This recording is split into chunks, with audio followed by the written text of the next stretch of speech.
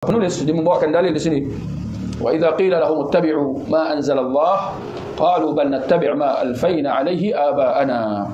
Dan apabila katakan kepada mereka, ini mereka di sini merujuk kepada orang-orang musyrikin, orang-orang kufar. Ikutilah apa yang telah diturunkan oleh Allah. Apa yang, kalau kita umat Islam, apa yang telah diturunkan oleh Allah, Al-Quran dan As-Sunnah. Ternyata bahawa mereka menjawab, tidak. Sebaliknya, kami tetap akan mengikuti apa yang kami dapati pegang teguh oleh nenek moyang kami. Surah Al-Baqarah ayat 170.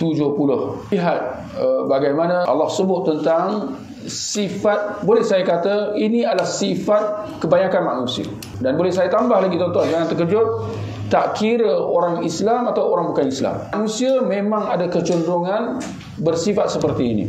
Apabila dikatakan kepada mereka, ikutilah apa yang telah diturunkan oleh Allah, seperti mana pada hari ini kalau dikatakan kepada orang-orang di luar sana, ikutlah apa yang terlihat dalam Al-Quran dan As-Sunnah, mereka menjawab, tidak, sebaliknya kami akan mengikuti apa yang kami dapati dipegang teguh oleh nenek moyang kami.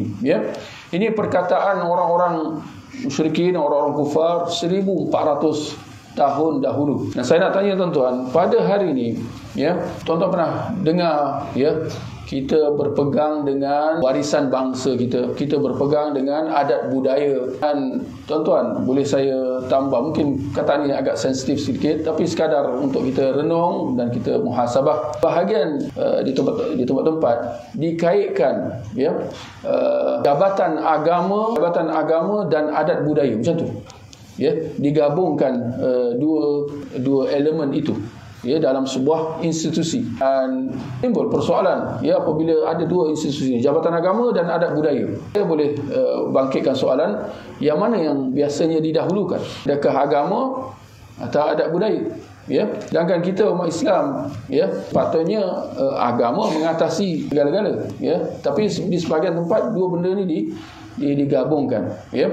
Sering sahaja kita dapati dalam banyak contoh-contoh, adat budaya mengatasi, adat budaya didahulukan. Sampai satu ketika kita lihat sepertinya agama dipaksakan supaya bersesuaian dengan adat budaya itu. Dipaksa agama itu agar lari dengan suatu adat budaya. Sedangkan sepatutnya sebaliknya. Patutnya segala apa adat budaya masyarakat dinilai dan disaring